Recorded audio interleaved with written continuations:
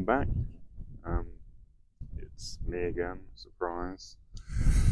I don't know what you were expecting, someone else to be in front of the camera, but today I've made some production improvements. I've got a little microphone here because I was getting a bit frustrated with the low quality of my audio, so I've sort of made some big investments. Well, I mean, I say big investments, it's very budget microphone, obviously, because I'm going to spend fuck off money.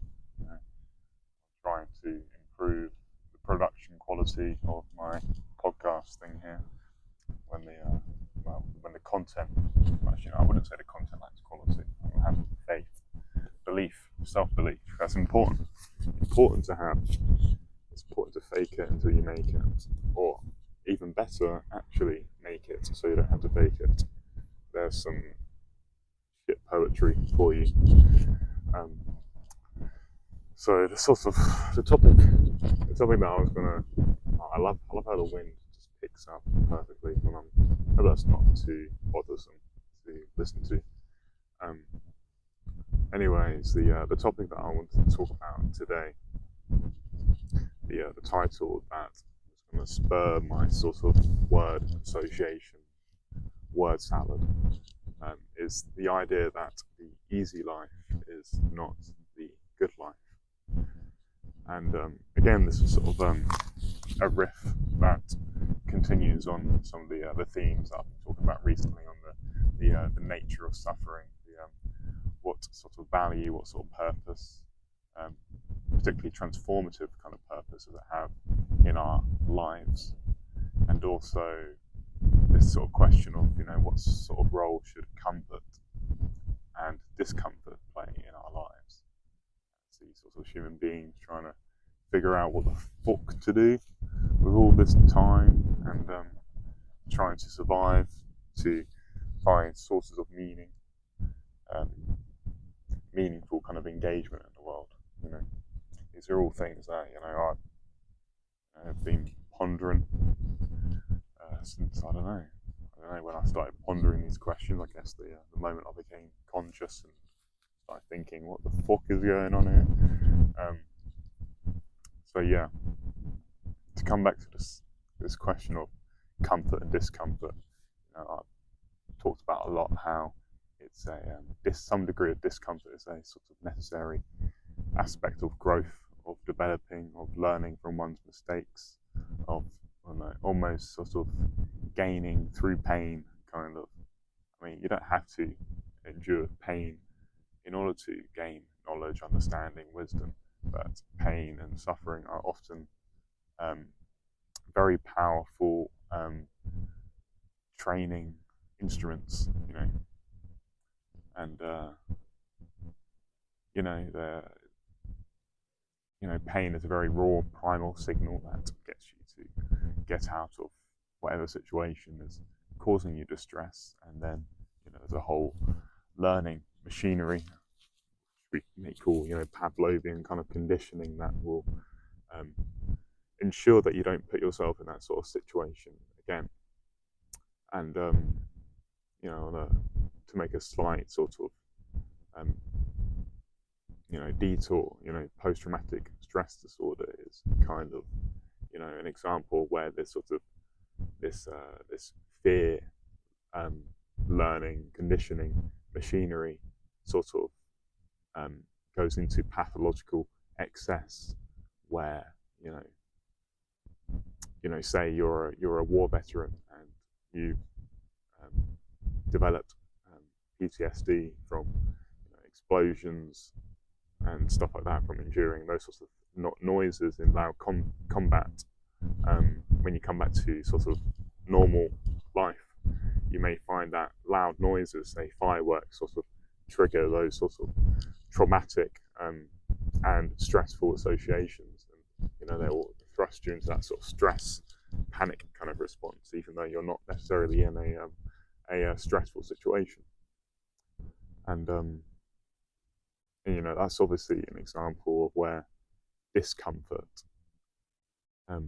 can have a very corroding effect on our well-being in our lives, and it's and yeah, we shouldn't ignore this innate disposition that we have to kind of try to curate for ourselves safe and familiar and nourishing environments, both physically and also psychologically. Um, we want to feel like we're in a physically safe situation, that we live in a safe um, place.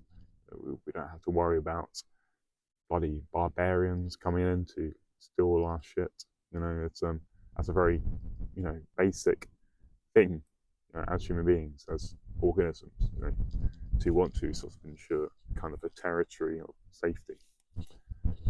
And that ties into physical safety, physical comfort, which is obviously not a bad thing. I'll probably go into talking about what sorts of situations of physical comfort can be a sort of a net bad thing, particularly as it relates to sort of sedentary lifestyles and avoiding exercise and putting yourself in sort of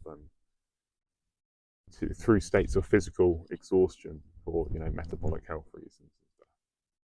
But to park that slightly and come back to what I'm talking about with psychological safety, this is quite an interesting and perhaps like topical one, particularly when you think about the phenomena of ideological safe spaces, for example, which are sort of in the whole thing of trigger warnings and whatnot, and which in my sort of view, the signs of the over kind of coddling of people's intellectual landscapes.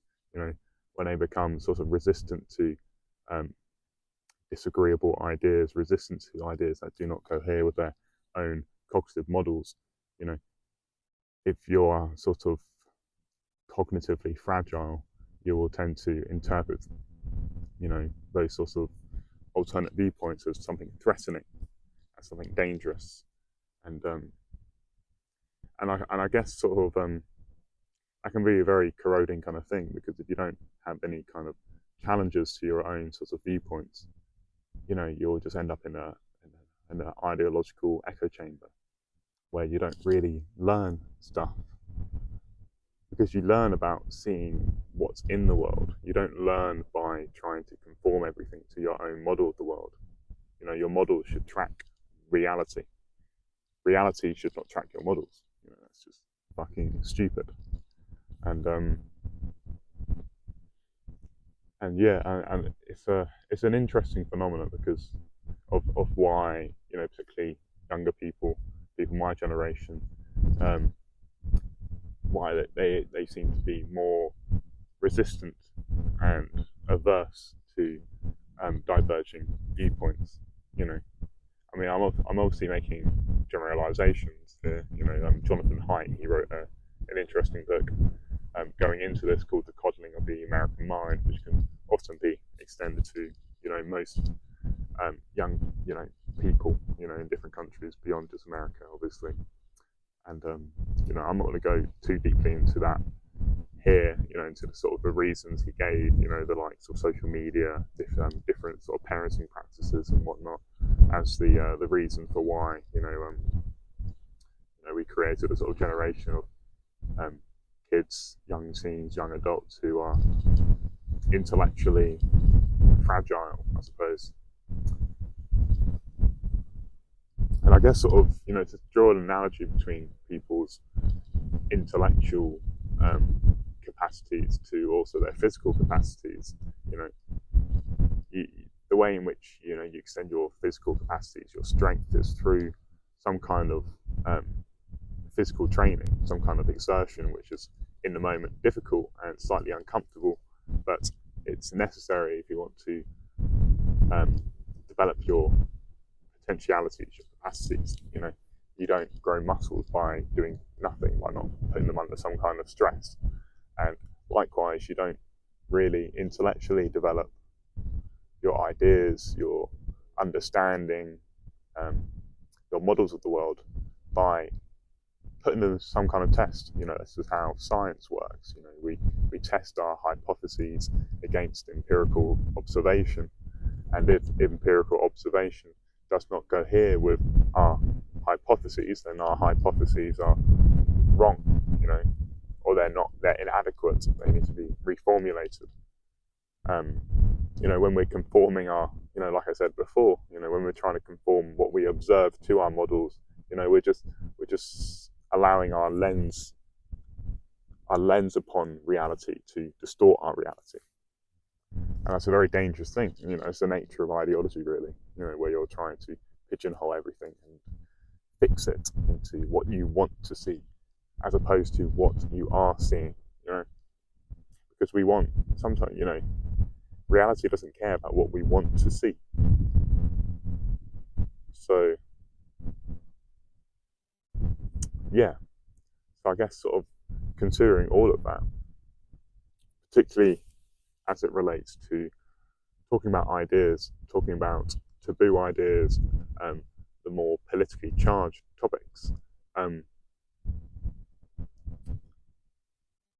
think,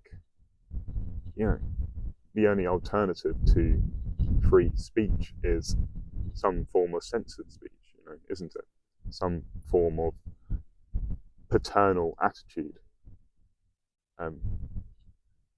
Because, you think about when we're raising children, like a paternalist attitude to the child is trying to isolate them from the dangers of the world, to conceal it so they're not corrupted or debased and degraded, or in any sort of way from being exposed to whatever thing, like sex at an early age or violence or whatever.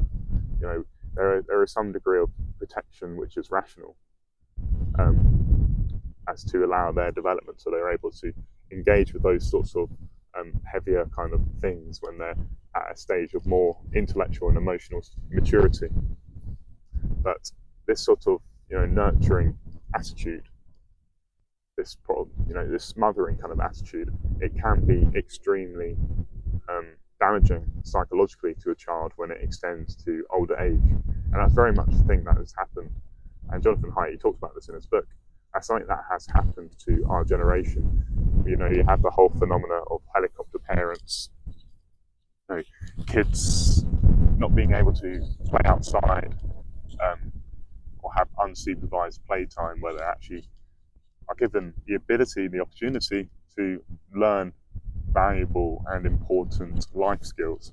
We don't offer children that opportunity because we protect them so much, and that's very damaging.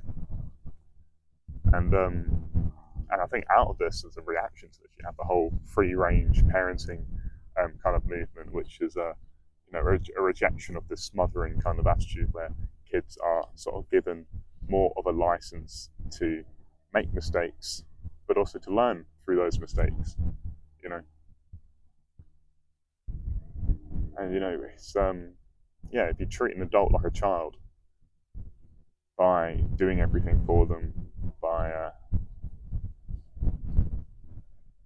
not giving them the chance to actually mature and come into the world, you're doing them a profound disservice. It's a form of child abuse, really, over smothering. And it's easy to say, well, they have good intentions, but many bad things are done with good intentions, and you've got to just step back and assess and think about what is the whole project of raising a child. What is the whole project of child development? It is to prepare them for life. And if they're never allowed to actually seriously engage with life, then they're not living. And no wonder my generation has an epidemic of anxiety disorders, of depression, worries, and even when they may not necessarily be in a physically stressed situation, it's because they've never had the opportunity to actualize and to overcome stress, and as a result of that, they will find very normal things, very trivial things stressful, because they've never actually had to seriously engage with life. But yeah, I'm going to leave that at that as a sort of short meditation on discomfort. Continue probably to talk about it. It's a interesting and important thing to talk about, I think. So, anyways, have a great rest of your day. My chaotic mind was thinking, actually, why don't I just shake things up and say, have a bad day? But that would be a horrible thing to say. Yeah, and it's not how I think. I think it's why would I want to have a bad day? You're watching my channels, which means you are a cool person. So, anyways, oh, fuck's sake. I have a little Bluetooth thing to stop the recording, but it doesn't seem to work. So now you've got this pointless thing. Yeah.